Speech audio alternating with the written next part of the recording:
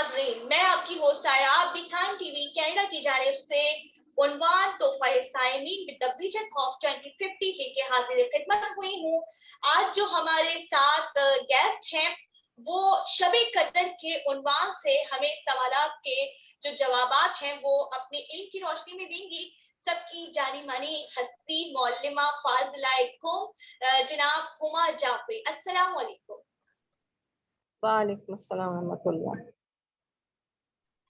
कैसी तबीयत है, कैसे मिजाज हैं आपके? जी अल्हम्दुलिल्लाह, खुदा का शुक्र है, आप सबकी दुआएं हैं। खाना बहुत बेहतरीन जगह पर है, आप खुदा में इमाम रजा हैं, आपकी तकर्रुब का आलम, आपकी स्पेशलिटी का आलम जो है बहुत ज्यादा बुलंद है इस माह रमजान में। तो वहीं पर हम आप चूंकि वहां मौजूद हैं और कल शब कदर है तो हम इसी हवाले से कुछ सवालात लेंगे ताकि हमारे नाज़रीन जो है वो आपके इल्म से जो है फैज़याब हो सके और उनको भी सवाल मिल सके। मैं एक सवाल सुनूंगी। हम अपने बुजुर्गों से सुनते हैं, मुफाती में भी रिवायत है कि शब रमजान की जो अव्वल शब है उसमें गुलाब की पत्तियों को डिप करना है, सुबह पानी चेहरे को पानी से धोना है, आपकी हाजात आपकी रिवायत पूरी होती है। अगर एक तो ये बताइए कि किस तरह से ये अमल है, दूसरा ये कि अगर कोई इंसान स्किप कर देता है तो क्या ये अव्वल रमजान को ही एक्सेप्टेबल है, क्या मिड ऑफ द रमजान नहीं कर सकता या बाद रमजान नहीं कर सकता, माँ कबल या कब जो है माँ बाद रमजान नहीं हो सकता, इस पे रोशनी डालें। देखिए, कुछ अमाल जो है वो मखसूस होते हैं कुछ अयाम से।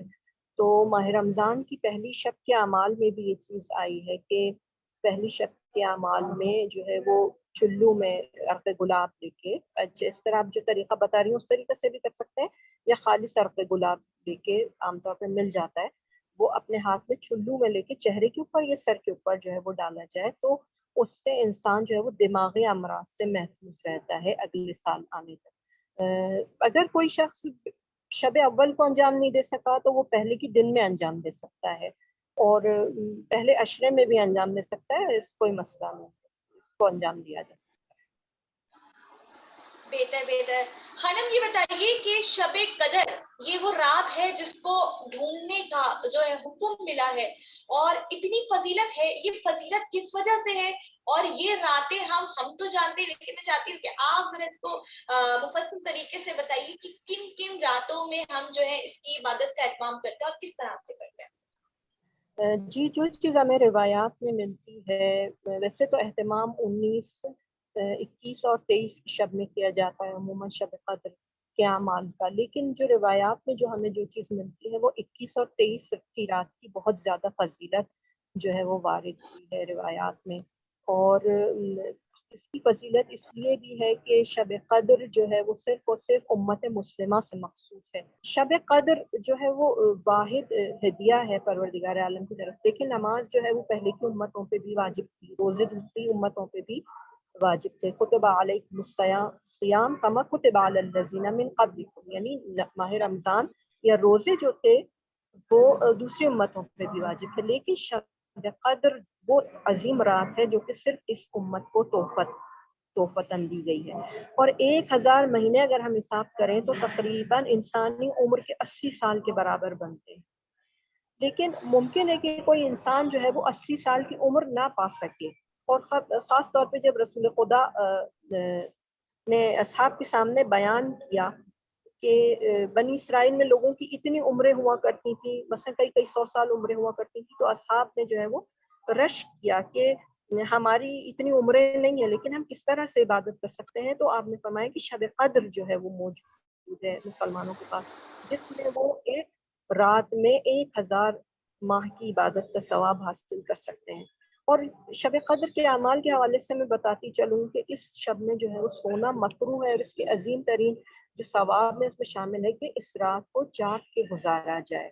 इसके अलावा इस शब में गुस्ल जो है वो वारिद हुआ है कि इसमें गुस्ल किया जाए, 2 रकत नमाज जिसमें सूरह हमद के बाद 7 मरतबा सूरह तौहीद और 70 मरतबा इस्तिग़फ़ार किया जाए।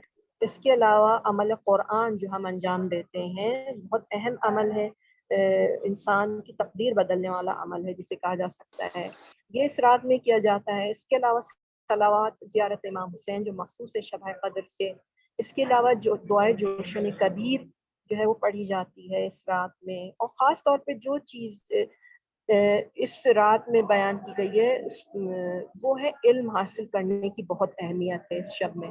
کوئی شخص اگر اپنی اس رات کا کچھ حصہ دین کا علم حاصل کرنے میں گزارے تو اس کا بھی بہت زیادہ ثواب ذکر کیا گیا ہے. اس کے علاوہ سورہ روم، تغابن اور سورہ عنکبوت کی تلاوت کی جاتی ہے اس رات میں، اور تاکید کی گئی ہے کہ اس رات میں خدا سے عقل کے کمال کی درخواست کی جائے، کیونکہ اگر واقعا عبادت کے ساتھ غور و فکر نہ ہو تو خدا تک پہنچنے کا راستہ ہمارے لیے بہت زیادہ دشوار ہو جاتا ہے. تو لہٰذا یہ تمام چیزیں جو ہے وہ شب قدر کے لیے بیان کی گئی. اس کے علاوہ جو ہے وہ 100 رکعت نماز جو کہ اس شب میں وارد ہوئی ہے، عموماً لوگ یہ سمجھتے ہیں کہ یہ نماز جو ہے وہ قضاء عمری کی نماز ہے، یہ پڑھنے کے بعد جو ہے وہ ہماری قضا نمازیں جو ہیں وہ ان کو جو ہے وہ ادا ہو جائیں گی. تو اس طرح کا کوئی تصور نہیں ہے، اور نہ کوئی سند موجود ہے اس حوالے سے، ہمیں کوئی ائمہ کی روایت ملتی. ہاں لیکن یہ ہے کہ جو 100 رکعت نماز ہم شب قدر میں پڑھتے ہیں اس کی جگہ اگر ہماری قضا نمازیں ہیں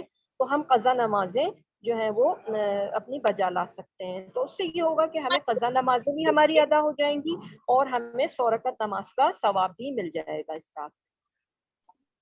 اچھا خانم، میں یہاں سوال پوچھوں گی، اگر کسی سے 100 رکعت نماز نہیں پڑھی جا سکتی ڈیو ٹو ٹائم کی شارٹیج کی وجہ سے، شارٹیج آف ٹائم، یا وہ بیمار ہے، تو پھر وہ کیا کرے؟ جتنی ہو سکتی ہے اتنی پڑھے؟ جتنی ہو سکتی ہے اتنی پڑھیں، یا تو ہمارے پاس اتنی گنجائش ہے کہ بیٹھ کے پڑھ سکتے ہیں تو بیٹھ کے پڑھیں، اگر لیٹ کے پڑھ سکتے ہیں تو لیٹ کے پڑھیں. یہ تمام آپشنز ماشاء موجود ہیں ہمارے پاس. بہترین خانم، بہترین. اچھا خانم، اس رات میں جو دعائیں ہیں ہمارے پاس، قرآنی دعائیں جو قرآن سے سنتے ہیں وہ، اور جوشن کبیر پوری پڑھنے کا حکم ہے. اگر کوئی انسان عربی نہیں جانتا اور وہ یورپ میں ہے، مڈل ایسٹ میں ہے، یا کہیں اور ملک میں ہے، تو پھر وہ کیا اردو میں پڑھ سکتا ہے، یا پھر وہ امام کے پیچھے؟ کیونکہ میں نے عموماً میرا تو تجربہ یہی رہا ہے کہ میں جو ہے وہ اعتکاف میں ہوتی ہوں اس وقت تو امام پڑھاتے ہیں اور خواتین کی سنتی ہیں. لیکن میرا تو اب ہمارا تعلق تو اس کمیونٹی سے ہے کہ جہاں پر ہے، جہاں نہیں ہے فیسلٹی تو پھر کیا کیا جائے؟ آج کل لوگ زوم پہ بھی جو ہے کنیکٹ ہو جاتے ہیں، کیا طریقہ کار ہونا چاہیے؟ اگر کوئی پڑھنے والا ہو تو آپ اس پڑھنے والے کے ساتھ دوہرا سکتے ہیں. اس کے علاوہ آپ سن بھی سکتے ہیں، کیونکہ اب تو آڈیوز بھی موجود ہیں، ویڈیوز بھی موجود ہیں دعاؤں کی.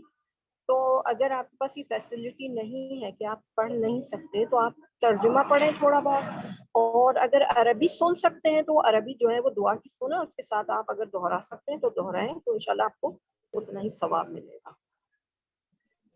بہت شکریہ خانم. کوئی خاص دعا جو ماہ رمضان میں پڑھی جائے تاکہ آپ کے اندر کا جو آپ کی تقرب الہی جو ہے وہ پروان چڑھے، بڑھے، کیا طریقہ کار ہونا چاہیے؟